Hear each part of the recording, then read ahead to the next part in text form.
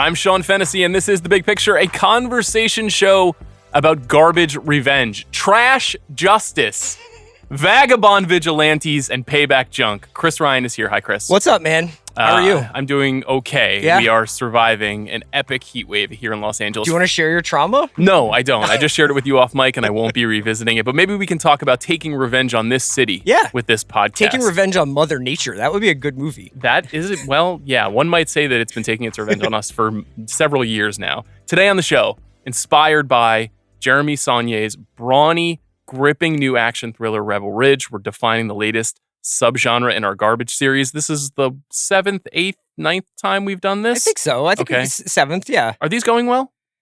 Sometimes I think we have like a very clear idea of the parameters we're working with, and sometimes it's a little bit more free jazz. And I actually think that this one's a little bit more of the former. I think we have like some rules here we need to talk about. Okay, I'm excited about that. I also talked to Saulnier, one of our favorite directors. He also directed Blue Ruin, Green Room. This is his first movie in 6 years. Since Hold the Dark. Hold the Dark. This movie, very complicated production process that we'll talk about, but he's obviously a great filmmaker, very smart guy, great guest on the show. Stick around for the chat, especially if you liked Rebel Ridge, which it seems like a lot of people do. Before that, you want to talk some festival news with me? I would love to, man. I was going to prompt you with a question at the beginning of this. Okay. You're now in the chrysalis has cracked. And the awards moth that is Sean Fennessey is flapping its wings. Yeah, I am. Do you ever have like when you're in the middle of summer and it's blockbusters and everything is like, did this perform up to expectations? Was the tracking right on this? And now you've pivoted to it's Marianne Jean-Baptiste's time, right? Like, do you have like a preference for what part of the year is the most enjoyable for you? Or is like, do you have a focus? Do you have like a thing that do you have one side of the year that makes you happier? I think I tend to end up liking the movies released in the fall more than the summer. Yeah. And I think that will be true for this year as well. Although I am the victim of my own crime here. The award season is just too long. Yeah. Summer movie season is 3 months. Award season is 6 months. Yeah. So, by talking through the festivals in September as designed by the festival creators, it means that we now go from last week until March. That's not ideal. Yeah. I don't love that. But you know what? If I get to say the words Mike Lee to you, that's amazing. Yeah. That's incredible. If I get to say the words Brady Corbett to you, what do you think? I get excited. So let's talk about Venice quickly. The Room Next Door, which is Pedro Almodovar's new film, which got, I would say, mixed positive reviews out of Venice, won the Golden Lion at the film festival. Maybe that puts it back in Oscar contention. Is that a home game for Pedro, though? Like, not technically. Well, he's not from Italy. But, is it European film festivals for him is like, that's like Boca Juniors playing at the Bombonera. You know what I mean? Like, it's just, we have an 80% win percentage here. It could be. I think it's really more a testament to the fact that the Venice slate was ultimately pretty mediocre, and that a lot of these slates seem to be fairly mediocre through the film festivals. Not mediocre, apparently, is Brady Corbett, actor turned filmmaker's The Brutalist. I mentioned this movie on the pod with Amanda last week, and she acted as though I uttered Satan's name. She's not seen the film. I've not seen the film, but it is a 3.5-hour epic story about, I think, America and power. Yeah. And which part of that did she object to? I think she objected to the tweets from the bros who were comparing it to There Will Be Blood. Now, am I going to say that I won't be having one of those tweets after I see it? I'm not going to say that. I might. Yeah. I might feel that way. You I really don't know. reserve the right to tweet what you please. Did you see Vox Lux? I did, yeah. What'd you think of that movie? I'm a big fan of his. I think he's got a pretty great eye. CR! Come on. CR is back. Did you see Childhood of a Leader? Yeah, of course I did. Childhood of a Leader was pretty cool. Vox Lux I found somewhat insufferable personally. That being said, both of his movies look great. I like directors who go for it. And I also like directors who go for it when they're still in their 40s. We don't have to wait until their last film, they're 88, and they're self-financing stuff. I could definitely sense over the weekend both the hype cycle and the backlash happening 3 times over the course of 4 days if you were looking at film Twitter. But I wonder whether or not we can get do you think, I don't think this will get Oppenheimer big, but do you think we could get the you absolutely must see this movie. It is a masterpiece, like pushing this into like a real realm of not popularity, but like kind of like more mass audiences rather than just festivals and awards heads. I think it's plausible. The movie was acquired by A24 over the weekend, which is, there are some dominoes related to that acquisition, reportedly for $10 million. Here's the thing that's going on. I don't see on the slate, and I have not seen yet this year, a 5-star movie. A movie that everyone hails as a true masterpiece. Right. Other than what? Night Swim?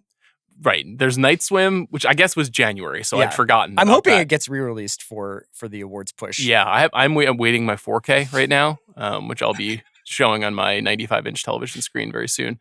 I think that there's a space for here was our great film this year. Here was our agreed upon critical sensation. I don't think it doesn't sound like a very commercial movie. It's a period piece that's 3.5 hours with an intermission. That's awesome. I mean, it's cool. It's for me and you, that's great. For the movie-going public, I think there are some challenges there. I think it could have a long award season run. It's possible. You know, it's Adrian Brody, Guy Pearce, and Felicity Jones are the stars of the movie. Too. And so your Alwyn stock up. It's fucking back, man. Yep. That's great. How is your Brittany Mahomes stock doing? It's on like a little bit of a burner in the back. Okay. There's just like a little bit of a match underneath it. It's nice. But I don't know. You know, my pilot light went out this weekend. I got to tell you, that's how it feels in the Mahomes household lately. A24 quickly. Their awards contenders this year are as follows. Sing Sing, which came out in some cities, but not all cities. And you disagreed with the release process for this. I was just confused by it. A movie that I liked quite a bit. It feels like that movie has been backburnered a little bit in terms of priority if The Brutalist is going to be released this year. So the idea with Sing Sing was like, it was like limited release, increase. It should then go wide-ish, and instead it decreased. Is that going to go on Apple? Does A24 still have this like distribution? It's possible that they wait, and then re-release it in theaters so we can get closer into award season. I'm not really quite sure what they're going to do. They typically have a longer window before their movies go to Max, I believe, is their output. They also have a few other movies. They have We Live in Time, which just premiered at the Toronto Film Festival, the Andrew Garfield and Florence Pugh movie. They have Baby Girl. Nicole Kidman just won Best Actress for Baby Girl at the Venice Film Festival. Doesn't seem like a Best Picture play, but it could be a Best Actress play. And they have Queer, which they also just acquired, which is Luca Guadagnino's second movie of 2024, starring Daniel Craig. Very divisive. Yeah. Sounds like a little bit too much of a head trip to be a serious awards movie, though it does sound like the kind of thing I'm interested in, an adaptation of a William S. Burroughs novel. So the Brutalist thing, it may be months and months before we see this movie, but it feels like they're circling it as a serious contender in what I would describe as a soft year. Now, you don't pay as much attention to this stuff. Not until it's like go time, not until playoffs. So, I mean, based on what you've seen this year, like what even is a Best Picture contender in your head? I have no idea because like the movies that I've liked the most, of which I will spoil the second half of this pod and say Rebel Ridge is one of them, are all genre movies that would have no shot. Like Civil War is not going to get nominated. You know? Right. So with the exception of Dune 2, which I think they have to like Sharpie in as we have to get people to watch this show, right? Like, so we have to put this up. And we've talked a little bit before about Dune 3. I think is going to be quite weird. And I don't know if that's going to have the Return of the King. It's the third one. Denis did it. Let's just give this 10 Oscars. I think it might be Dune 2 that gets a lot of that buzz or push.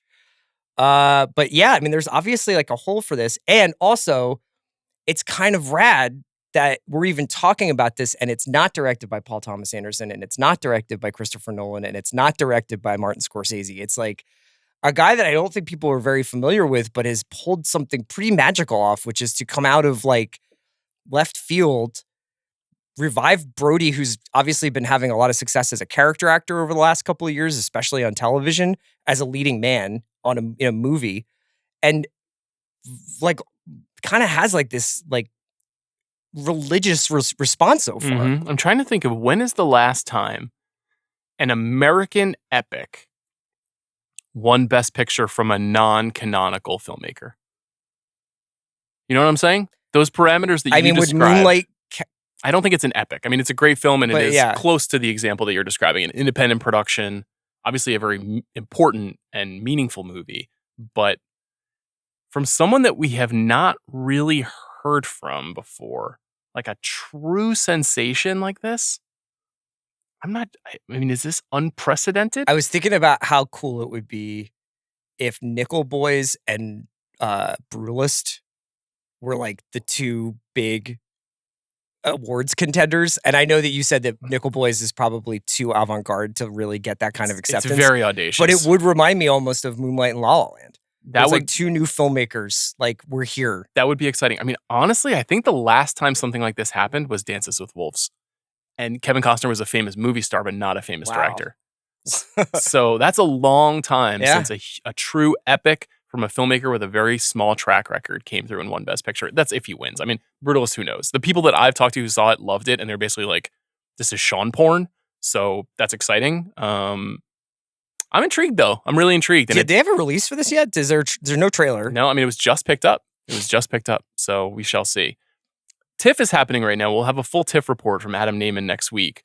I thought it was interesting. The Night Bitch trailer is one of the worst trailers I've ever seen in my life. It seems like the movie is maybe not as bad as that trailer based on the early response. You also have been holding the Amy Adams stock. How are you feeling? I actually am holding Amy Adams stock. Mm-hmm. I think the company-wide aggression towards her will not stand. I'm a fan. But I don't plan on seeing Night Bitch. You won't see the film. Unless I'm professionally obligated to. Is it because it's a movie about a woman? I'm a cat guy. You're a cat guy? Yeah, I like cats. Okay. Yeah. Cool. All right. Good. What do you think if it was called Night Cat, I think that would be pretty chill. What is Night Cat about? A woman who turns into a cat. At night because she... I think this is about a woman who's had a baby who's been made to be a kind of a feral animal. I see. So why couldn't that be like a alley cat? It could, but like, what did she birth? Did she birth like a gremlin? Like not a baby? You know, I think it's like it's a... Oh, I see what you mean. Yeah. Night Bitch, yeah. Mike Flanagan's The Life of Chuck. Have you read about this at all? I have. The kinder, gentler Stephen King movie. What's your state of mind regarding Mike Flanagan? A filmmaker you and I have talked about quite a bit over the years. I'm very interested. And I think that his stuff actually has legs beyond the instantaneous moment that it gets released. So like I found a lot of his Netflix series to be challenging in a good way. Mm-hmm. So like pace-wise are often like very methodically plotted and very like slowly paced and kind of glacial, but have really big payoffs. But I was thinking about Dr. Sleep the other day, and I was like, it's rare that you get a big movie like that, a big blockbuster movie that fails at the box office, but like is intended to be a big blockbuster. And then it has like these kinds of new lives over the course of it. It had the director's cut. I feel like it comes up frequently where it's like, oh, check out this shot. And we didn't know what we had when this came out.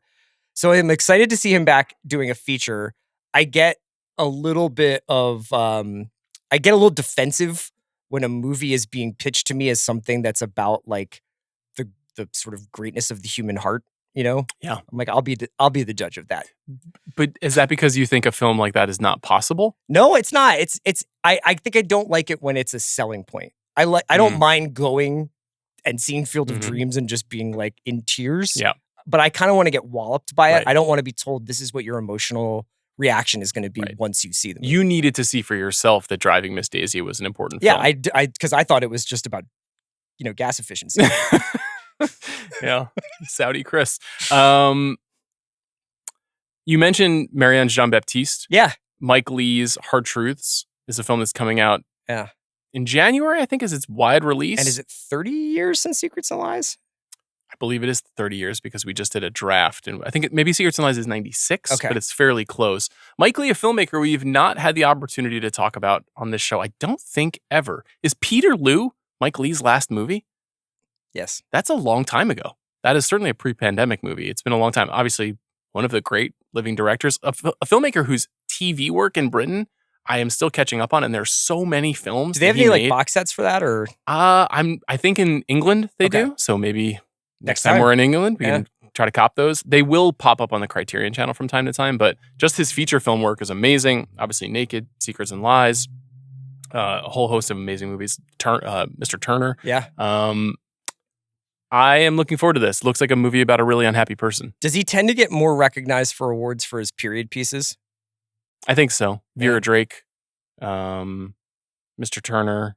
Man, Peterloo was kind of ignored. Good. God. Very sad movie. Very intense movie. Good. Yeah. What was the Sally Hawkins film that he made, though? Happy Go Lucky? Yeah. That was recognized? That's right. I don't know. Just an amazing director. Hopefully we'll have an opportunity to talk about him more on the show as the year goes by. I don't know if this is like a Best Picture contender. The one last thing that happened this morning is Friendship aired. Friendship is the new comedy starring Paul Rudd and Tim Robinson of I Think You Should Leave fame. Aired where? At TIFF. Okay. And I got a direct message from Adam Naiman. And he said, this movie is incredibly funny. Now, as you know, Adam Naiman, tough critic. You know, he does not brook bullshit. And is this a dramedy? Like, does it have? I think it's a pure comedy. Oh, great. Fantastic. That's all I know about it. A friend of mine produced it, which is great, but that's all I know. Awesome. TIFF, we'll see. We'll have the full wrap up later next week. Shall we talk about Rebel Ridge? I had one more awards season question. Shoot. Of the performers, because you were talking about I haven't seen a 5-star movie yet. Have you seen a 5-star performance? Have you seen one that's like, we will be having multiple roundtables that this person is featured in, and they will be nominated for Best Actor or Best Actress? That's a really good question. I'm going to pull up my spreadsheet. Sure. As I do. I'm going to say I don't think so. Off the top of my head. I mean, Martha Stewart in the Martha documentary, that deserves awards. She's particularly good. I don't think you're really going to respond to Emilia Perez that well, but I think you will respond to Zoe Saldana very well. Yeah. There's parts of that story that are tailor-made for you. About it. You didn't talk about Lioness. I know. You were like, where's she been? I thought of this. I try not to acknowledge television if we can avoid it on this show, but I know that you've been saving space for her, which is really exciting. I don't think I've seen there are a few things that are obviously very good. Ralph Fiennes in Conclave is very good. Daniel Deadwyler in The Piano Lesson is very good. But nothing that rises to the level of like, I can't believe this happened. This is so extraordinary. And that may still come. You know, there's still a lot of movies yet to be seen. Willa Fitzgerald, Strange Darling? I mean, an incredible discovery. You know, a person that I don't know if I had seen before. She was on what TV show was she on? She's on Reacher. Reacher. First season of Reacher. Right. You haven't had a chance to talk about Strange Darling. I haven't, but I think it's going to come up in Rebel Ridge. Okay. Well, let's talk about Rebel Ridge. So this is Saulnier's 4th movie. Been waiting a long time for this one. He wrote and directed it, as he usually does. Stars Aaron Pierre. He also edited it. Interesting. Has he edited his other films? I think he did Blue Ruin, but I can't remember. Okay. That obviously a movie made on a shoestring budget. This is a little bit of a bigger production, a Netflix movie. It's available on Netflix right now. Aaron Pierre is the star. Don Johnson, Anna Sophia Robb, David Denman of The Office fame, your boy Emery Cohen. Absolutely. Like barbecue cooking. Letting the brisket smoke for so long. The premise of this movie is a former Marine confronts corruption in a small town when local law enforcement unjustly seizes the bag of cash he needs to post his cousin's bail. The movie is entirely explained in the opening 7-minute sequence in which Aaron Pierre, who is a very large black guy, riding on a bicycle, listening on his headphones to metal, does not hear a police cruiser. He's listening to Maiden, right? Yes, he's listening to Iron Maiden. A police cruiser is chasing him for what the officer says was 2 miles and attempts to pull him over. And when he does not pull over, they clip the bike and he skids out and falls off. And then they cuff him, interrogate him, and eventually seize his cash. The movie itself is obviously a portrait of civil asset forfeiture, which is a practice that some people may or may not be familiar with, that where law enforcement can take items that are on any person during any routine investigation and never give them back, essentially. Yeah, and that there was this very incredible New Yorker feature from 2013, maybe a little bit. Sarah Stillman wrote it.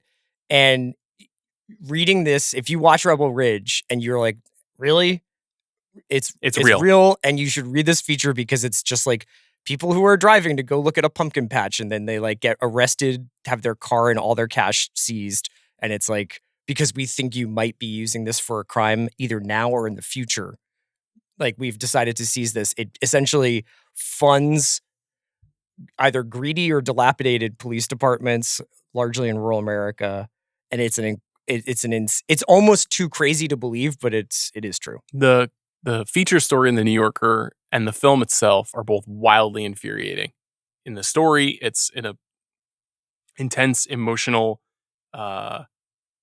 disturbing way. In the movie, it is a strong idea and also an incredible way to get you rooting for a character. Yeah. And, you know, Aaron Pierre's character, the Marine, is just like an extraordinary find, an incredible. He's an exceptional character in a lot of ways. We'll talk about why. This movie is a lot of different kinds of movies in one, but it is the kind of movie that is less common now than it used to be. Hence, thinking of the garbage revenge thing, where you've basically got one guy who spends 2 hours working to seek vengeance on those who did him wrong. So you really like this movie. I love this movie. This is really like, honestly, it was like a revitalization where I saw a bunch of stuff because it was so hot. And I've really been like in a groove watching stuff recently. So I saw Strange Darling and I saw His Three Daughters and Blink Twice and just really had like a fun weekend of watching. This was definitely like the highlight. I wish I could have seen it on a big screen. But I thought this was excellent. This is like the kind of B+ genre movie that gets me up out of bed in the morning. And I loved how procedural it was. So even in the opening scene that Sean's describing, and if you've, hopefully you've seen it already if you're listening to us, everything about it, even though it has overtones of racial bias and oppressive, like institutional, like police, like overstepping their bounds, everything about it is like the cops have an answer for everything. Every time Aaron Pierre's Terry character is like, wait a second, I'm not doing that. Wait a second, why are you doing this? Why did you put me in cuffs? Like, why are you doing this? They have like some weird get out of jail free loophole that they're using.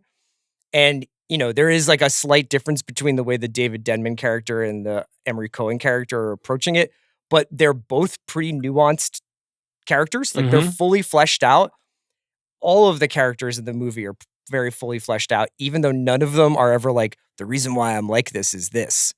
It's like, there is not a lot of like personal baggage that comes along with this movie. There's a lot of information, a lot of exposition, but I just thought it was such like a lean, mean fighting machine, except for like a little bit of fat in the middle. It's a little draggy in the middle. That is my one criticism as well. There is a lot of procedural exposition, but it's essentially necessary because in addition to being an action thriller and a movie that is loaded with ideas, it's a kind of explanation of process. You know what I mean? Like the actual investigation, the mystery aspect of it, of why is this possible? How can I get this money back? And how can I then free my cousin? Yeah, is it's a bit of a detective story. As well. This is why I love movies that are like genre movies like this. Because Sean just explained the opening of the film, and it sounds very, very contemporary. Don't need to know any of that. It's a Western. It's about a guy who arrives in a corrupt town and tries to set it straight, which is the plot of 70% of Westerns made in this country for close to 100 years. And the reason why I love analyzing movies like this is because you can not only draw these through lines through genres, but you can draw through lines through eras of American history and see how little things have changed. These ideas that we had about the 1870s are still true in the 2020s. It's like, why I kind of really enjoy these films, aside from incredible fight choreography and like problem solving. In certain corridors of the world, we live in a moment where opinions about the police are pretty hard-lined. They're very black and white, ACAB and fuck the police. And that is a very predominant point of view, especially here from people who live our kinds of lives in major cities. This movie, at times, it feels very much in line with that line of thinking. And at other times, and if you listen to Saulnier talk, there's something else going on underneath the surface. I think he seems a little bit reluctant to maybe publicly decry all police officers. But even more so, I think he is highlighting something that you noted with the civil asset forfeiture practice, which is basically these are poor communities that also have broke police departments that are effectively being incurred upon by either state police or federal organizations. And so they're doing things that they normally would not do to survive. And so the movie has this like, it's not a preachy movie, I guess is my point, is that there is a kind of nuance and there is like villainy for sure. Yeah. And Don Johnson plays a fairly uncomplicated villain in this movie. But not like a Django villain. No. He's kind of a desperate guy trying to hold everything together, but he's been completely turned by that desperation. But the guys who work for him, the women who work for him, it's a little bit more shaded. And so I appreciate that the movie was not, while it is very clear that civil asset forfeiture is evil, and some of the people who practice it are evil, that it isn't this like simple blank, you're good, you're bad, that's the end of everything. I find that fascinating too in a movie like this, especially a contemporary streaming movie where you're just like expected to be spoon-fed how to think about something, and this movie doesn't do that. So I don't know if he used this comparison for you as well, but I've seen Saulnier describe this movie as First Blood meets Michael Clayton. That is what he said to me. I said to him, this is a Steven Seagal movie with a New Yorker subscription. And he said, actually, sir, this is Michael Clayton meets First Blood. It's hard to kill with the long reads. Yeah. I think that sort of equation is what's at the heart of this movie, which is like a very intellectual way of looking at an action film, a very present tense way of looking at a fucked up situation where it's several times I was like, I hope he kills all these cops. Yes, totally. Totally. You are literally rooting for him to mow down 30 cops standing in a line. Because there's a turn in the middle of the film, and for a while you're like, oh, it's kind of cool how this Terry character is going right up to the very edge of doing something that could be considered assault, or right up to the edge of something that, obviously it would be by these cops, but you could see him being like, I'm not going to do this. I'm just going to disarm you. But then something happens in the middle of the film and you're like, oh, now he's going to tear somebody's trachea out. This is going to be incredible. And it never goes there. And I was curious whether I associate, I think probably because of Hold the Dark and Green Room, Saulnier with like a little bit of a bloodlust, which I also have when I'm watching movies. But you have to get used to the fact that this is more like it's more like Batman. It's more like, I don't kill people, I just disarm them. That is part of the magic of the movie is that it's a movie that is visceral, but not ultimately violent. It's not cathartic in that way. Definitely not. And the movie does not pay off at the end either in the same way that you might expect a movie like this would. The way that Hold the Dark did, which ended in a brutal shootout. Yeah. This movie ends completely differently. But even the first series of interactions that the Terry Richmond character played by Aaron Pierre has with law enforcement, he's extremely still. Mm-hmm. He's polite, and you watch his character code switch throughout the entire movie in fascinating ways. His character is written really well. And he also is kind of procedural. Like, he knows the right moves to make to not escalate. Yeah. We learn at a critical juncture in the movie, about 35 minutes in a hilarious bit of exposition, not only is he a former Marine who, though he did not serve overseas, is an expert in jujitsu and close combat. Yeah. Martial arts, close combat. So we see a particular showdown with he and the Don Johnson character in which he disarms him and then disarms the Emery Cohen character. Scenes of the year. It's so fucking exciting. Yeah. And no bullets are fired. And actually several times a gun is disassembled. And I'm like, this is just thrilling to watch a man take this gun apart. And it's a testimony, I think, to a very slick, sleek, well-considered style of action filmmaking that is rarer and rarer. Yeah. Where the composition and what you see and what you don't see. When you first see Terry's hand reach down and grab Don Johnson's hand where he's holding his gun. When you first see him remove the barrel of the gun. When you first see him basically like choke slam Emery Cohen's character, disarm him. It's just beautifully cut. Like, if you've watched 1,000 movies, you might not think very hard about it in the moment. But as somebody who watches a lot of contemporary movies, they very rarely feel this clear. I felt like the entire time, I was like, this is the perfect marriage of a story with the current production expectations of movie making. Where it's like, this is shot in Louisiana, which a lot of people shoot movies in Louisiana or Georgia or wherever because of tax incentives. But then they'll say like, this is DC, or this is supposed to be, New York, or this is supposed to be like Fresno or whatever. I always laugh about Den of Thieves being set in like Gardenia, but it's shot in Atlanta. This is like, no, this is Louisiana. This is referring to parishes. This is talking about the state police. These towns are incorporated. Like, they have there's like marshlands, forests. And they have really like real economic and political concerns that are specific to that part of the country. There's also 15 people in this movie. A big bugaboo I have with lot of contemporary filmmaking is that they feel very like empty, because I feel like they're cutting costs on like extras, and they're cutting costs on the amount of people they're filling out. Scenes where there normally would be crowds, restaurants, bars, like walking down the street. It's like, why is nobody here? this film, you get that because it's a ghost town. Small town. Yeah. And it's basically got a courthouse, a bar, a couple of dilapidated houses. But the cops are kind of using this whole place as an ATM and also have to pay off their own debts, both moral and economic. So it's just everything about where it is, it gets down to that scene that we're talking about. It's outside of this police department where they have torn down the jail that they have. Mm-hmm. And they're sending their guys to state because they're going to build a new jail, probably to house more people so that they can do more civil forfeitures, so that they can bang people up for more 90-day misdemeanors and stuff like that, and then just let them go. But in the meantime, fund this vicious circle that they have.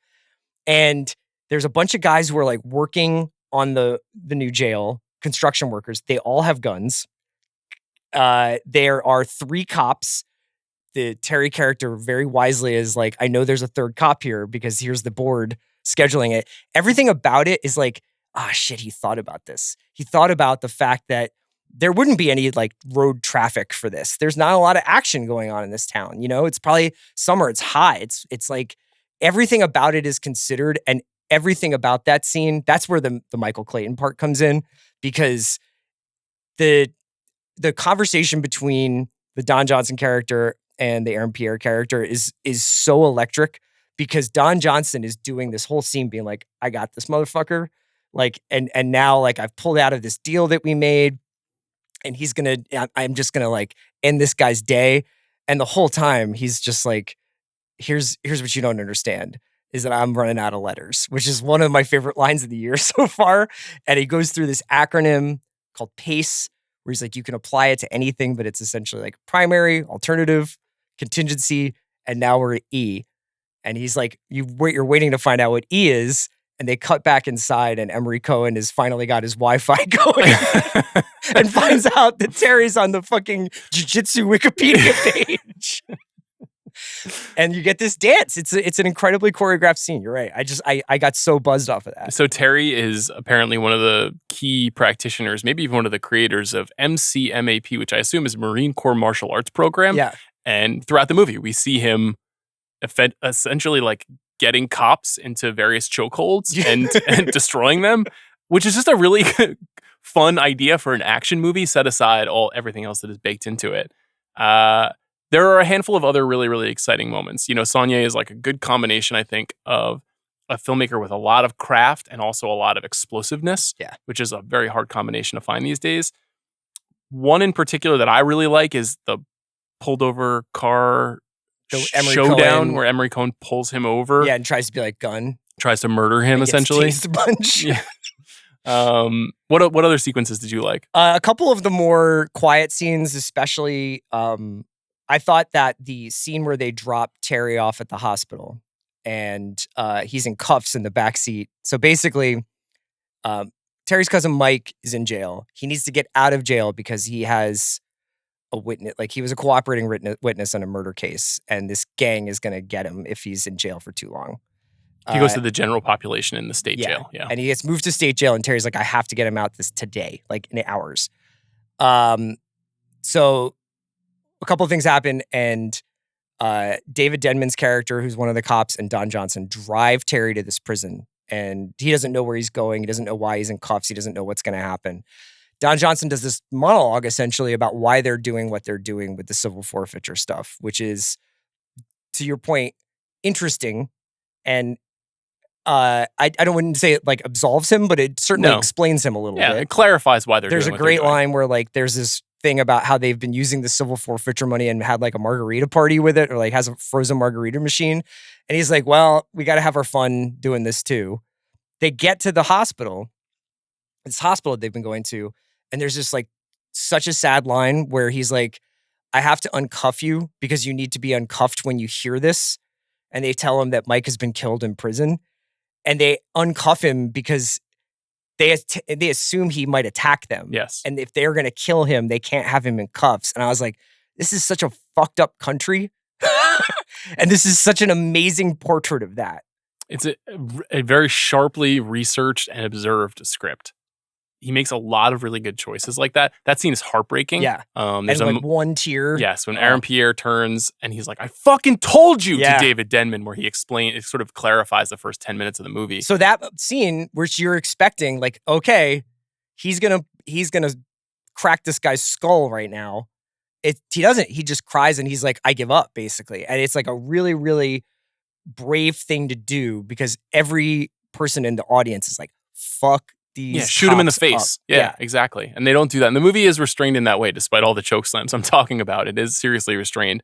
There are a couple of other really, really compelling moments. The one that sticks out to me that is unlike anything else in any Saulnier movie is the chasing down the bus, which happens a little bit earlier than the sequence of the film. That's like 80s, like we got it. Like uplifting, almost like a sports movie. Breaking Away. Yeah, totally. Where he's riding on his bicycle and he's riding alongside his cousin's bus, which is transporting him to the state jail. And he's explaining to him, like, I'm going to get you. I'm going to get you. I'm going to get the money back. I'm going to get you out. And he triumphantly, like, keeps up the pace with the bus. All the way up to the driver. And all of the men on the bus are cheering him along. And it's this, like, big swell and uplift. And it's the kind of scene you would see at the end of a movie. Yeah. Not at the end of the first act of a movie. But again, like a different kind of, slightly different twist on the kinds of movies that he usually makes, the kinds of storytelling that he usually does. But it's really effective. One other thing I wanted to shout out, and we could kind of transition into maybe some of the issues we might have had, but this is like a 4 out of 5 for me, so it's really, my issues are minor. There's a scene kind of like 2/3 of the way into the film where Anna Sophia Robb's character named Summer finally goes to this mysterious Chinese restaurant, which has been in the background of a lot of dialogue and, of course, in the movie, where it's this place that Terry has cashed out his investment in this Chinese restaurant a couple of towns over. And we don't really know. He keeps calling. There's code switching going on with the Chinese restaurant host, like when he picks up the phone. But there's like a mysterious Mr. Liu who works there. Mm-hmm. We get a little bit of insight into this world that's kind of outside of this town and maybe a little bit of his background and his history. I would never say we should get a Rebel Ridge 2, but there was a little bit of like Terry's like military past going on there, and the courage to kind of have a whole side world that you only get to see for like 8 minutes, but plays a part in the film itself. I thought was so awesome. And that scene between Anna Sophia Robb and Mr. Liu, where he's like, he was in Korea. He's like a field medic in Korea. And she's like, thank you for your service. And he was like, he's Chinese. He was on the other side. And she's like, well, it's great. We can all work together.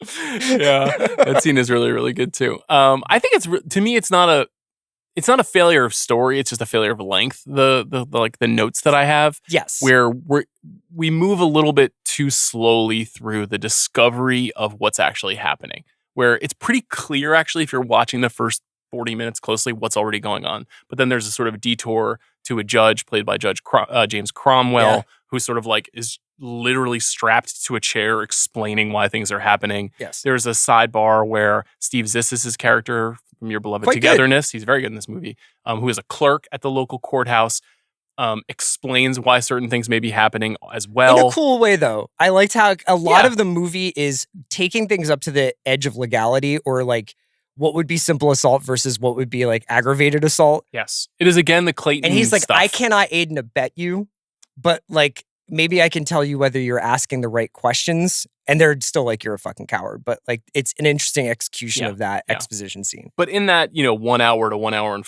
40 minute mark, we have a lot of like, Anna Sophia Robb and Aaron Pierre go here. Anna Sophia Robb and Aaron Pierre go there. So they have to set fire to something. It's a very elaborate way to tell us that she used to have a heroin problem. Yes. Let's put it that way. Yes. Yeah. And she also, sort of has the B plot of the movie where she's in recovery. She's fighting for custody of her child. I think fairly sensitively drawn. I hadn't really seen her in a whole lot. No, it's and interesting. She wasn't originally supposed to be this character. She was supposed to be Erin Doherty, who's the Princess Anne to Josh O'Connor's in The Crown. Prince Charles in The Crown that season. She's awesome.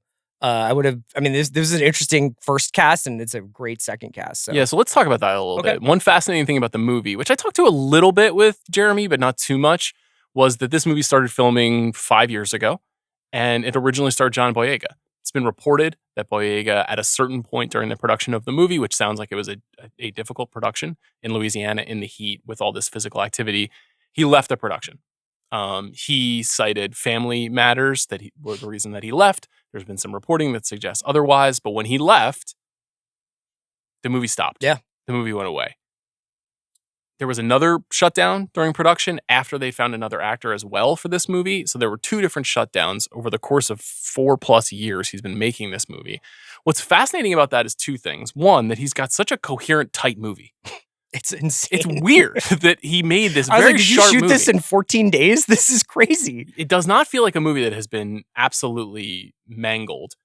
And then the other thing is just that he got Aaron Pierre. Yeah. Who is hit the lottery. This just unbelievable, fully formed action star. Yeah. Who has, appeared in a few things. He was in the Underground Railroad, the Barry Jenkins series. He was in Foe, the Saoirse Ronan, Paul Mescal movie that came out last year. He's the guy who comes and visits them and tries to get them to sign up. He is actually the standout of that movie. Yeah.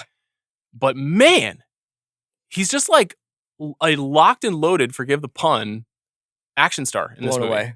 He's so good. Yeah. And you mentioned, I think that he is someone who, he's British. He's playing an American Marine, ex-Marine. He does a really good job of how he talks. He's going to use this voice when he's talking to a cop who's got him in cuffs. He's going to use this voice when he's shouting to his cousin on the bus. He uses this voice when he's talking to Mr. to Lou, the Summer character, or to Mr. Lou. It's a really, really interesting, detailed, nuanced performance. It's so physically controlled. It's actually quite beautiful to watch how he holds his body. He often has his 2 hands kind of in front of him. So he's at a position of readiness, but also trying to communicate I won't do anything if you don't do anything, you know? Yes. He does this thing with Don Johnson in the scene that we kind of broke down in detail outside of the police station, where he collapses the space in between them by walking up very close to him so he can't do any, but it's he's not fighting him yet. He's just making it so that Don Johnson can't pull his weapon. And you hear Emery Cohen say, "Put some space between the 2 of you." Great performance. I had loved, in Underground Railroad, he's incredible. Another very physical performance of a different kind. Mm-hmm. But is he playing Malcolm X soon in some movie? Is that true? I don't know. I know he's on the morning show coming up. Are you serious? Yeah. Jesus Christ. Well, so is Marion Cotillard. I mean, I think it's yeah.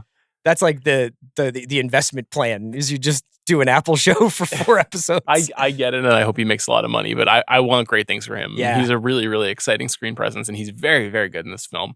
Emery Cohen just racking up great credits between this and Bike Riders. He's now he's just a great guy to have in your movie. He's one of the ace slime balls of the 2010s and 2020s, which is pretty remarkable. I would not have guessed that's where he would turn out. But if you look at The Gambler and you look at Brooklyn, these are the 2 sides of Emery Cohen to me. And Place Beyond the Pines, right? He's a sad kid in that movie, right? But in The Gambler, he's a tennis pro sleazebag. He's a tennis pro who's also a weed dealer, I think. And in Brooklyn, he's the sweet Jewish kid from around the corner. Yeah. And he's really leaned more gambler in recent times. Sure.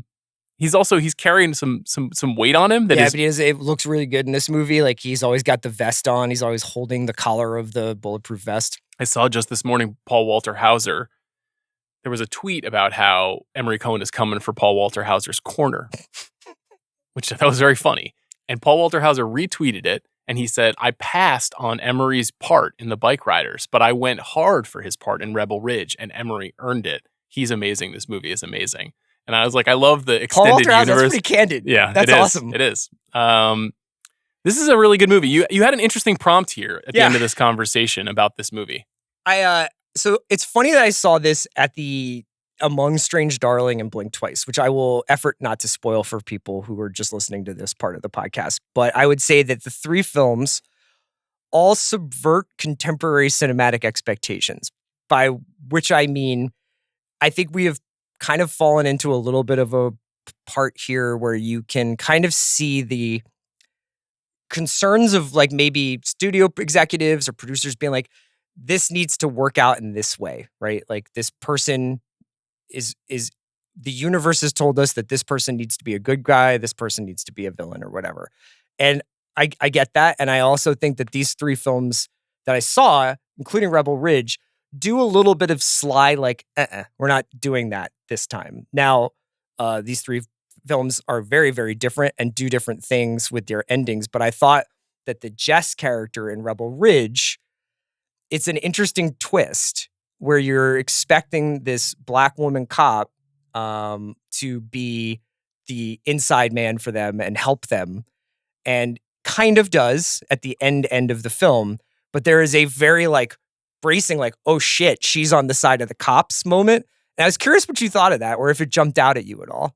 I think it's kind of a relief. Yeah. I think it's a relief that the telegraphed expectations of movie making are starting to come unglued a little bit. I don't know if you can like chalk it up to any meaningful trend. I don't necessarily think so, but it's interesting to see people take swings like that. Well, I think part of what's good about it is very simple. Strange Darling, Blink Twice, and Rebel Ridge, which I would say exist on a continuum of quality to me, are all original movies from relatively young filmmakers. Yep. And God, it's like the only thing I want in this world. It's the only thing I want. And when you're making a movie starring Doctor Strange, it's much harder to do what you just described. It's much harder to be like, actually, he's not going to do that. Yeah. Because there's a certain level of expectation that viewers have for their heroes, especially their understood heroes, or Chris Pratt in a Jurassic Park movie, or you know what I mean? Like, you just can't play as much with the boundaries of expectation. So it's a good observation. It's been a pretty cool year for this sort of thing. So as much as I might gripe about the lack of a 5-star masterpiece or a 5-star acting performance masterpiece or whatever, all this other bullshit that is made up anyway, when you look down the list of, you mentioned Civil War earlier, Love Lies Bleeding, Long Legs, like there's been a bunch of movies like this that are new stories, most of which are not based on anything. Yeah. And filmmakers have been allowed to cook. I don't know why that is the case. I don't know why there is a surprising glut of these like middle tier things that we whined about for 10 years. I mean, obviously, like each one of these 3 films has a much different story. Like, Jeremy Saulnier is a pretty accomplished director, although I think that, it's really cool that this movie wound up being as good as it is, given the production history of it, given the fact that like his previous experience was doing 2 episodes of this 3rd season of True Detective, 2 awesome episodes, and leaving that show. So I was like, oh man, I hope this guy's career works out. In the case of JT Molnar or Zoe Kravitz, like I think that people are really using genre in really wise ways right now. And it's kind of, I think you and I bemoaned a little bit horror slipping into this monster is actually like a reflection of the grief you feel over the loss of your mother, you know? Yep. And we're kind of getting into a little bit more provocative, fucked up places, which is, I think, where we want to live a little bit, or at least have both. If I could split hairs, I feel like thrillers are doing better than horror movies this year. And that's a weird thing because thrillers in particular were a surefire thing at the movie theater in the 90s. And they slipped out of fashion in a big way. Yeah. And then it felt like maybe they had moved to prestige television and that this wasn't a kind of storytelling you could do. But these movies, they have elements of horror, sure, but they're mostly just thrillers. They're actually pretty grounded stories about real people doing terrible things, extravagantly bad things, but not supernatural, not part of some extended mythos. So I like that a lot. And that's a great segue to Garbage Revenge. Let's do it. So we've done Garbage Crime. We've done Space Junk. We've done Sky Trash. We've done Garbage Money.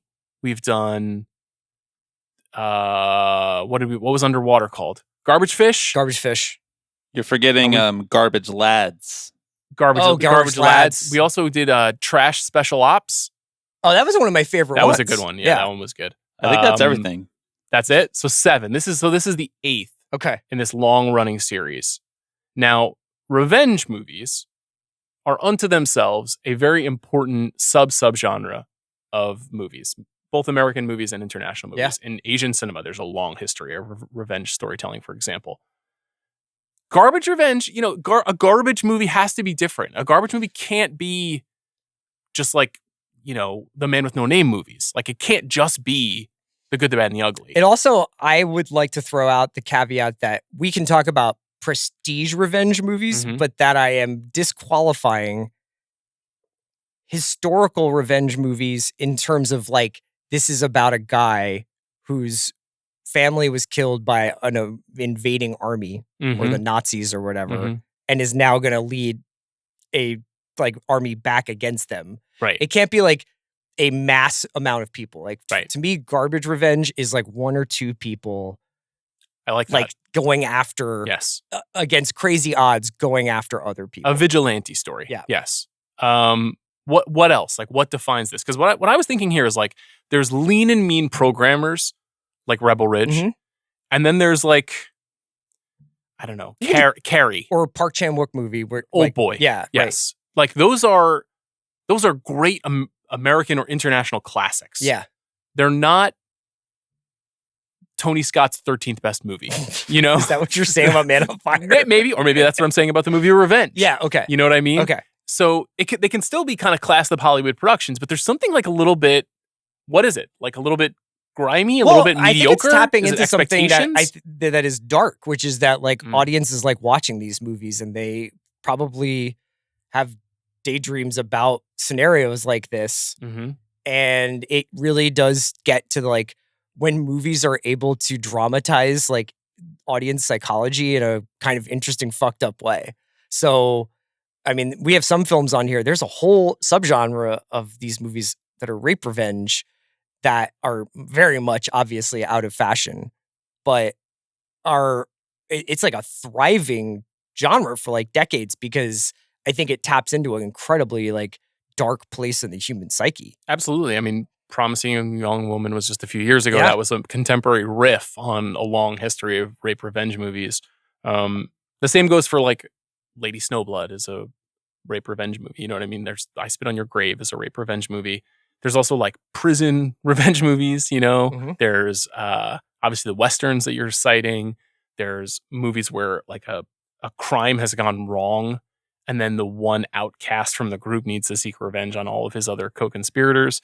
There's movies about people getting revenge on society, you know, and the world around them and not understanding. And, you know, these movies are not necessarily the most safely, morally coded movies. They're often the opposite. They're really transgressive. They're also obviously really, really violent. Picking them is hard. I mean, usually when we do this, we name like 50 movies. And then we're like, you choose the 10 that you like. And then everybody's like, why didn't you pick the 10? But I'm like, the fun of the exercise, I think, is locating a bunch of cool movies. Yeah. And then saying whether or not I think it's worthy of the title or not. I have a question about these, and this ties into Saulnier, because one of the great contemporary revenge movies is his first film, or his first feature that was widely watched, Blue Ruin, which is also about the hollowness of revenge. How complicated revenge is, how it's not always as simple as you did wrong by me and now I will do wrong by you. Do you want to be confronted with such complicated emotions when you're watching a revenge movie? I think another example of this might be Unforgiven, which is an obviously like, you want to see Clint fucking kill a bunch of people, but also gets into like, is this essentially like an empty, hollow pursuit that destroys the exactor of revenge as much as the people who are avenged? I thought maybe we could have this discussion by pairing two movies together. Sure. So one movie that you have on your must include list is Rolling Thunder. Another movie I'd like to talk about is Falling Down. Now, Rolling Thunder and Falling Down also exist on a kind of continuum. Rolling Thunder, which is a movie that I assume we were made aware of by Quentin Tarantino, as I was, originally written by Paul Schrader, but the script has changed. It's about a Vietnam vet who comes home from the war and has a clear case of PTSD and has been fully traumatized by the events happening in his hometown and is forced at the conclusion of the film to go on a true revenge spree. The lead character is played by William Devane. You never watching the movie, even if you are with William Devane and rooting for him, think he's going to be okay. No. There's never a time where you're like, this is going to work out. Falling Down is kind of similar. Falling Down is a bit of a 90s curio about a man in Los Angeles who is stuck in traffic one morning and in a fit of convulsive discontent, gets out of his car, leaves his car in the middle of the street, and goes on a series of encounters, almost samurai-like encounters in which he seeks out violence and retribution. You never think that guy's going to be okay either. These are like the darkest possible films ever made that are also entertaining. You know what I mean? They're also like basically conventional. You're right. Yeah, right. Do you want to feel more like that when you're watching a movie like this? Or do you want to feel more like, and honestly, First Blood is like this too. Mm-hmm. First Blood, which is a movie that is a little bit misunderstood because we think of Rambo 2 and Rambo 3 and Rambo 4. But First Blood is a movie about a person with PTSD living alone in the woods trying to survive. Let me just do my thing. Yeah. Yes. And people won't let him who's do his confronted thing. by society and all of its problems. Or do you want to have something that's like, because this is what Blue Ruin is. Blue Ruin's a movie about like the messiness and the unsolvability. Yeah. Maybe a better question is this the core idea of garbage revenge? Is whether or not we can leave the like misgivings we have about the revenge behind? Or like, is it better if it's out for justice? If it's Steven Seagal and he is seeking retribution, but he's cool, calm, and collected, and he is an all-knowing killing machine. I like having people be. I think that like John Wick's a really good example of something where it's like you fucking pushed him too far, and now it's on. You know, and obviously, like each one of these films usually has some revelation in it about whether it's the manner in which this person is going to exact revenge or the extremity or specificity of the crime that was committed against them. So that would obviously be like rape revenge movies would go under that category. But yeah, I think I don't mind if the Avenger is brought down in the process of getting their revenge. I think it's interesting, but I think that like for the most part, I like my crime committed midway through the first act. Or at the end of the first act is to be like, okay, you did this to this person. And then the next two acts are this person usually rebuilding themselves in the second act and then going ape shit in the third act. Right. And I like to have like a little bit of a purity of purpose. So to me, like Falling Down is a little bit more of a societal commentary and kind of like a travel log. I kind of, you know what I mean? Like seeing the sights of Southern California. Yeah, I think there's something about like Point Blank, you know, which is just like they fucked this guy up during a crime gone wrong, and he spends the next two acts just getting after everybody. So Point Blank, John Borman movie from the late 60s, which is one of the movies that sort of introduces the new Hollywood because of the unusual, more artistic exploration of the character's psyche. Is that movie too classy to be in this? I think in retrospect, I think it's done so well that yes, it's not it's like Donald Westlake adaptation. Yeah. Yeah. It's Parker, right? It's Yeah, like, it's Parker, right. I'm trying to think of one that would be right on the line. Like Rolling Thunder to me is somewhere between prestigious and programmer, you know? Yeah. Probably has now gotten like a more outsized reputation because of Quentin's support of it. It's a great movie, but obviously like... But it's pretty grindy. Yeah. What about the Limey? Yeah, I think that's a high-toned filmmaker downshifting to a programmer, which is, you know, ultimately like my favorite thing. Yeah. Like basically, if you are a genius, but you're like, what I want is a gnarly little movie, I don't know if there's anything better in the world than that. That's Steven Soderbergh directing Terrence Stamp. Yes, blood on his face, screaming. I'm fucking coming. Yeah, that's. I think it definitely fits the bill because also if you think about where he was in his career at that time in the movies he would then go on to make in the aftermath, like it's kind of fascinating that he would make a garbage revenge movie, but it almost is like he's taking a revenge on Hollywood and the way his creativity was mistreated. What about? See, I feel like Death Wish is kind of a critical text, and it is effectively a cheap genre movie. You know, it's a Charles Bronson movie. Charles Bronson made 25 movies between 1965 and 1985, most of which have these ideas in them, most of which are a hard-bitten cop on the hunt for a serial killer or a lonely man who's been wronged in some way. Who goes beyond the law to get his revenge. Yeah. Yes. Death Wish isn't the only revenge classic in his career. Asked a friend for some recommendations. He said the very best revenge movie of all time is Once Upon a Time in the West, Sergio Leone movie. But Death Wish, you know, it's still used as a framework for describing a movie. It's Death Wish, but do you like that movie? Does it fit the bill? I do. I think I prefer from that era-ish. I probably prefer the Eastwood Western revenge movies, and honestly, probably Harry Callahan as the Dirty Harry character, if you call those revenge movies. In the beginning, I think that they're a little bit more like murder mysteries, and then they kind of expand to this cop going like ham on people. But I think I prefer Outlaw Josie Wales and High Plains Drifter and those kinds of movies from that era to the Bronson cop movies or Bronson angry man movies. What about the John Woo movies? I think of those as more as like crime films. Okay. It's the same reason why I think of like Braveheart. Hard-boiled, kind of a revenge movie. Yeah, but like is Braveheart a revenge movie? And I think of that as like a war movie, even though it is basically an act of vengeance. Yes. I don't think there's anything garbagey about Braveheart. No. What about The Northman, though? Boy, it's very high-toned. It's mystical. There's like a Pegasus in that movie. You know, can a Pegasus be in a can a Pegasus be in a garbage movie? I don't know. Well, we could do garbage fantasy. That's true. That's something we should consider exploring. Yeah, there's a lot of upside there. On one hand, there's a Pegasus, but on the other hand, he's like, look at my muscles as I rip through these men with my bare hands. I'm a bear man, and he's also always stating the stakes. He's like, I will avenge you, father. Mm-hmm. I will avenge you, mother. Yep. I will kill you. Yeah. It's funny. Eggers is a tricky one because he has such extraordinary production design in his movies that immediately makes me think this is too good for garbage. Sure. Whereas like the Equalizer movies, they're amazing. Yeah. I love them.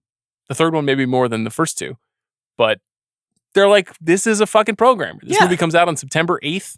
It's for your dad. You'll enjoy it too. What does Bill call it? A sixer?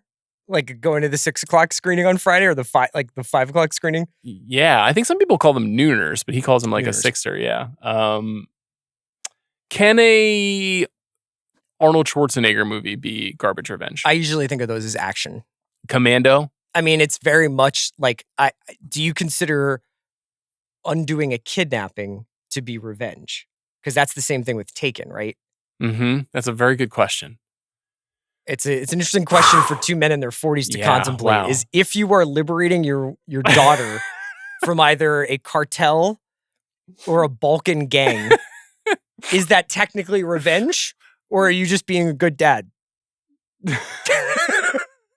That's just a family drama then at that point. Yeah, isn't it? Is basically Kramer versus Kramer? It sounds like we need to do garbage dads. I feel like that's in our future.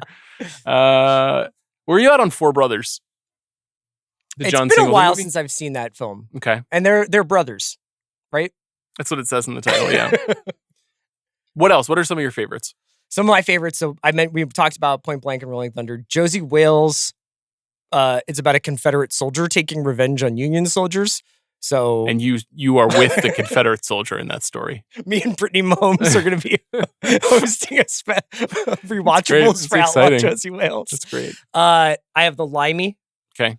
Just to be different, instead of Old Boy, I have Lady Vengeance, which is part of the Vengeance trilogy. Yeah, but is an incredible. You've been really into Park lately. Yeah, he's my guy. He's one of my guys. How is The Sympathizer? Didn't see it. He doesn't direct all of it, mm-hmm. and much like Jeremy Saulnier's experience on True Detective, I'm wondering whether or not the directors are like, you know what, man, we can't direct 7 or 10 episodes of television. This is too many different cooks in the kitchen, and also this is not effective use of our time. Who's the last person to do that successfully? Is it Mike White? Yeah. He did direct every episode of The White Lotus, right? Yes. And I think we've seen often people who are like, and this will be directed by this person. Like Cary Fukunaga is going to direct Masters of the Air, and then they're gone after 4 episodes, or they're gone after 3 episodes. I think it's going to become more and more common to see the director do the pilot, be an executive producer, and then move on from those things. So I have Lady Vengeance. I have John Wick, first one specifically, because it's not as much mythology. It's a very, very, very basic setup. I think this is an important it's why I'm reluctant on The Northman, because it's like, too much mythology. There's a lot of mythology there. Let's talk about Man on Fire. Okay. Let's talk about John Creasy. I've always been a little bit more down on this movie than you. That being said, I think it is perhaps the patron saint of this genre. Yes. You agree with that? Certainly of this century. Yeah, I think so. Why do you with the think, exception of maybe Wick, but why haven't more big time movie stars pursued this kind of movie? And subsequently The Equalizer, because those are basically shadow Man on Fire sequels. I think a lot of this stuff moved into doing military stories. So I wonder whether like Man on Fire is essentially the Chris Pratt show Terminal List, where he's like, you killed my buddies in a forward deployment, and now I'm going to go down my list of defense contractors who were responsible for this. So I think it's getting pulled more into like very, global military action world rather than just being like, here's just a guy, he meets a girl, he's protecting her, she gets kidnapped, he fucking tears Mexico apart looking for her. I guess Tom Cruise's version of this is Jack Reacher. Yeah, but he's more trying to like solve a crime, right? He is more of a detective. Yeah. He's a little bit of a Terry Richmond in a way, but he also similarly is not trying to blow people's heads off. He's trying to disarm them in a somewhat similar way. What about when the whole family is seeking revenge? Like Cape Fear. I mean, there's a world in which Cape Fear, it's Max's revenge movie. Oh, you're pro Max. He was let down. You're in on Max Cady? No, I'm just kidding. If Max Cady was down ballot running for state senate, would you vote for him? What do you think his platform would be? Libertarian? More tattoo parlors, yeah, probably. More tattoo parlors. Bring back smoking in movie theaters. Yeah, we need more cigar bars in the city. What about Ingmar Bergman's The Virgin Spring? Did not make my long list. Is there vengeance in that movie? I don't know if I've seen that one. Yeah, definitely. Have you seen Jackson County Jail? No. The Tommy Lee Jones wanted you movie. to tell me about this. I can't explain it in great detail. I would say it's worth seeking out. What about the Abel Ferrara rape revenge movies, like Miss 45? They're pretty effective. Yeah. Do you want to talk a little bit about rape revenge? Spit on Your Grave would go in. I don't know. Are we building a Hall of Fame? Do you want to have 10 that we're walking away with here? No, I mean, you've cited most of your favorites, and we can reiterate them right before we wrap. But would you put? I don't think rape revenge can be garbage revenge because they are an entirely different kind of study. Do you consider Westerns to be like a separate genre from garbage revenge? More or less. Okay. I think if you wanted to locate those two signature Eastwood movies, I think Outlaw Josie Wales and High Plains Drifter very closely align with what we're describing here. Yes. Once you start getting into like High Noon is High Noon, like that's not really a revenge movie. It's certainly not garbage. A friend recommended Hanny Calder, which is the very rare Western rape revenge movie. Okay. Which I think stars Raquel Welch. I've never seen that movie, so I'm intrigued to check it out after this. Give me 5. Give me your 5 all-timers. Okay, I'm going to go Point Blank, Rolling Thunder, The Limey. Okay. John Wick, Man on Fire, and if I can throw on a 6th of more recent vintage, Wrath of Man, the Guy Ritchie film that, and I would honestly just put Statham into a garbage revenge patron saint role because Beekeeper is essentially a revenge movie. But Wrath of Man is a really good, kind of in the Point Blank vibe of job gone wrong, and then this guy who got screwed is going around righting all the like sort of injustices. I like that. And that was also the beginning of the Hartnett Renaissance. Oh. Wrath of Man. Good point. Guy Ritchie is the one who saved him. We got to remember that. You saw Trap, didn't like it. Thought it was the worst movie you've seen this year. I didn't think it was that. I told you I liked the first half a lot. I thought the second half was quite silly. The way Trap is getting talked about on film Twitter is probably going to send me off of the app, where people are like, you don't know, like, look at this beautiful man, look at these cuts, look at these framing, like, and I just don't understand. You're zagging. I'm not zagging. You're I just saying think we M. need Night to fraud. Like, it's almost like I can't tell if it's a social experiment to take this movie that was like quite strange and be like, look at Citizen Kane. Like it's not that, right? Is Trap going to be in your top 10? I thought it was 10? Fun. It won't. No, I thought it was fun. I stand by what I said. It was a fun movie. It strains credulity. I don't think its purpose is credulity. I'm not like the plot needs to make sense, but I don't think there was a plot. In the second half of the movie, it's just like there's a series of tunnels throughout suburban Philadelphia that this guy is exploiting to constantly evade SWAT teams that have been following him. Speaking of M. Night, we completely forgot to mention Aaron Pierre's other significant role, which is as mid-sized sedan in the film Old. Yeah. Totally forgot about that. That's a very funny name. That's the thing. M. Night is just fucking with you. Yeah. Do you think he really thinks a rapper's name would be mid-sized sedan? No, I don't. Come on. Have a laugh. Do you think mid-sized sedan and Kid Cudi's character from Trap need to make a movie together? They have a whole album. They have like a best of both worlds situation. What about James Wan's Death Sentence? Have you seen that film? Kevin Bacon? His entire family's killed. And he's like, fuck this. I don't think I have. It's an early James Wan movie. It's somewhere between atrocious and genuinely amazing. Did Kevin Bacon respond to you being like, Kevin Bacon come on the Big Picture? No, when but Kevin Bacon did a Big Picture I had episode? a mutual friend contact him on my behalf. That's really cool. And he said, I know Kevin. I'm going to get Kevin on the pod. So stay tuned. But if you have Kevin on the pod, you just have to have him do third chair. You can't be like, I know you're promoting something. You have to be like, Kevin, we saw Strange Darling this week. What'd you think? And he'll just tell us what he thought. I only want to talk to him about JFK. Okay. Yeah. That's his best performance. Or Wild Things. So I said Point Blank Rolling Thunder, The Limey John Wick, and Man on Fire with a shout out to Wrath of Man. What are yours? Well, I wanted to hold space for Blue Ruin. I feel like that's an important one and a more contemporary one. In terms of super trashy, a movie that I really like that I think is a little overlooked is a late period Walter Hill movie called Bullet to the Head, which we saw together starring Sylvester Stallone. It is incredibly stupid and incredibly good, in my opinion. You could look at a number of Walter Hill movies.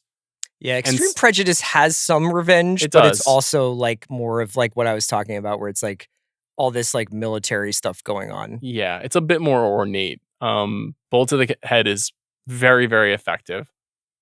Sam Raimi's Darkman is kind of an all-time revenge movie. Yeah. And an all-time like kind of down and dirty. And it's kind of a superhero movie, but not really. Speaking of also precursor to Taken, Liam Neeson being in a part like that. I mean, First Blood. You know, First Blood, which is a movie that is based on a novel, but was not supposed to be some high-toned movie. It was supposed to be an action vehicle that Sylvester Stallone, I think, elevated pretty significantly. Would you consider Deliverance a revenge movie? Rape revenge, right? Has to be. What about... The revenge only happens in like one scene. Yes, that's true. And the rest of it's kind of a survivalist. How many times have you seen it? 5 or 6 times, probably. You revisit any scenes? There's one other rape revenge movie. I revisit Dueling Banjos sometimes. You do? Yeah. Just to see the I feel like some college football team, like they've gone too far with anthems. Like with like, you know, Texas A&M came out to Eminence Front. People come out to like Seven Nation Army. If I was the head coach of a college football team, I would have them come out Dueling Banjos. I think it would throw people off. I think the opposing team would be like, what the fuck is happening? And you could have one side of the stadium go like, dun dun dun dun dun dun dun, and then the other half goes dun dun dun dun dun dun dun.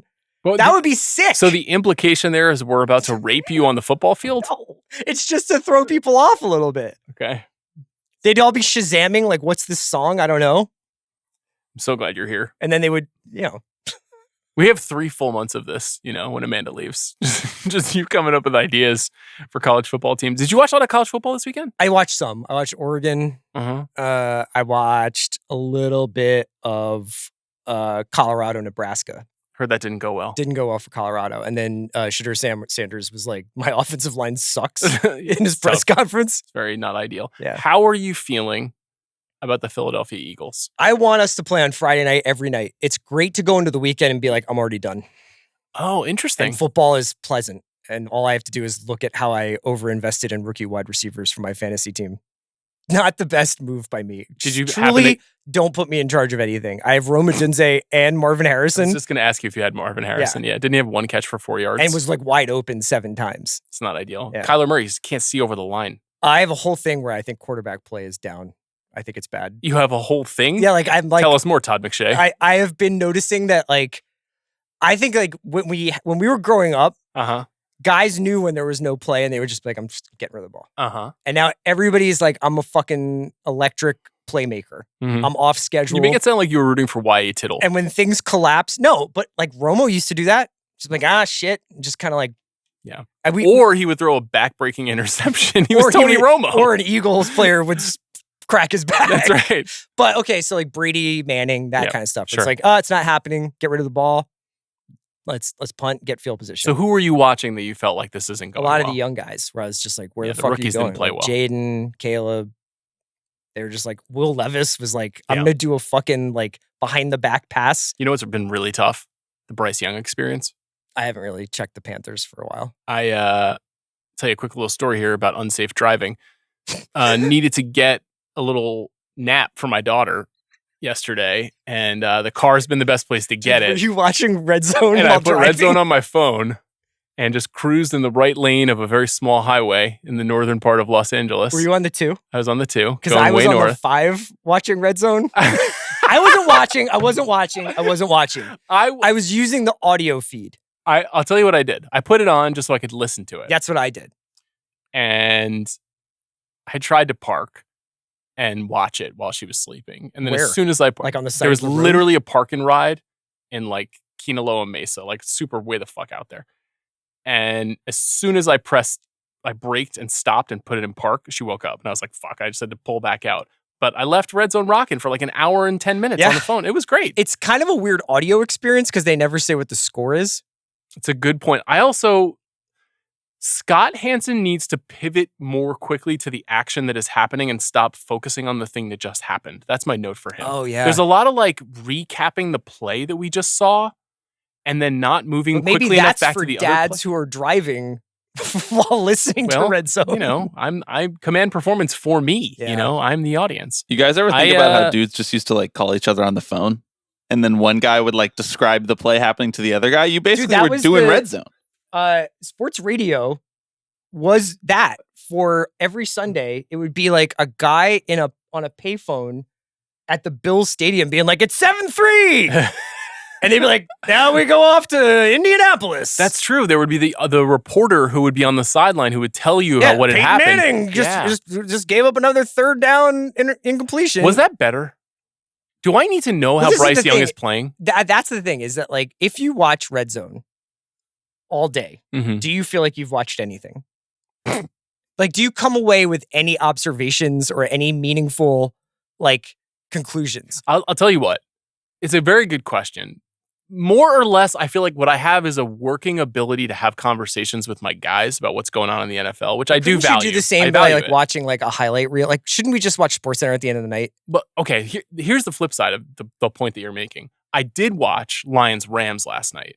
And then immediately after Lions-Rams, I was an episode behind on Industry, and I watched the Rishi episode of Industry. And you want to talk about that? Very quickly, I do want to talk about it with you. So I watched Lions-Rams, and I was like, I feel nothing. This is I've just wasted my life. That's how I actually, And then I watched the Rishi episode and I was like, art is true. This will solve world hunger. This episode of television. This is exactly what we need in our society. Yeah. And I love football, but there are a lot of times when I watch an entire game and it was ostensibly an exciting game. And I was like, who cares? Yeah. This is nothing. This is meaningless to me. So Red Zone actually disallows that because I'm getting the hits, the endorphin hits over and over again. We forgot to mention that if you didn't watch Red Zone, if you were watching any of these games in full and watching advertisements, you may have seen an ad for Modelo about a guy who's the recruiter who stands in the stadium and identifies people that he thinks are like good fans. And I guess gives them Modelo. They deserve Modelos. But it takes like decades for them to achieve good fandom. This commercial is directed by Jeremy Saulnier. He's like Santa Claus for beer drinkers. Yeah. If I could have any career, it would be the Glazer Saulnier. Like, I make a movie every 5 years. It's exactly the way I want it. And in the meantime, I make fucking Dodge Ram commercials. That's the sickest career. Give me like 2 minutes on Rishi. All right.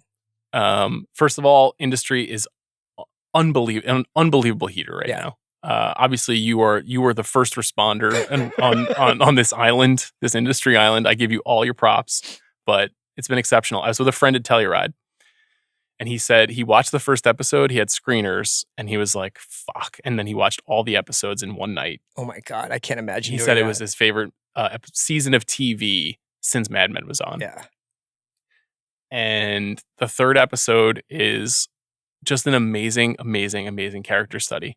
It was Rounders too. Yeah. Like I was like, this is exactly what I want. I can't ask for anything more. It's really strange to be watching something that isn't like Lost or 24, that isn't like a genre thing, and kind of be like Crash Davis, where you're just like talking about nukes pitching, and you're like, I don't know where it's gonna go. Like, I just don't know what is gonna happen. Right. At all on industry. Right. And is he gonna get shot in the head right now? I'm like obsessed with industry, but I'm like, you could tell me that Eric was gonna go on a silent retreat and it was gonna be a 60-minute shot of him meditating. I'd be like, all right, I guess. It's very exciting. I really like what they're doing. Yeah. Any closing thoughts here? Do you want a garbage revenge episode of Industry? Oh my God. Well, who would be our... I think we're watching Harper take her revenge all season. I think you're right, but I think what I want is Rob. I want to see Rob break bad. So agree. I said this phrase verbatim last night. I'm like, when is this dude going to break bad? I feel like we're building towards... They're really hollowing him out. Yeah. I don't know what they're going to do with him. God, it's very, very special. Yaz, I don't think she could pull it off. Okay. Harper, obviously, she's doing it right now. Who else is on the docket? Eric, I feel like he might die at the end of the season. I'm a little concerned. Ken Lung's giving an insane performance. Yeah, he's so fucking good. So good. Last Night's is fantastic. I can't wait till you see it. I'm going to watch it tonight. CR, thank you. Thank you for having me. Thanks to Jack Sanders, and thank you to our producer, Bobby Wagner, for his work on today's episode. Later this week, Chris will rejoin me and Amanda to talk about a movie that you've seen the trailer for 400 million times in the last 2 months. It's a good movie. It's called Speak No Evil. We'll talk about that and our top 5 get me the fuck out of here movies. We'll see you then.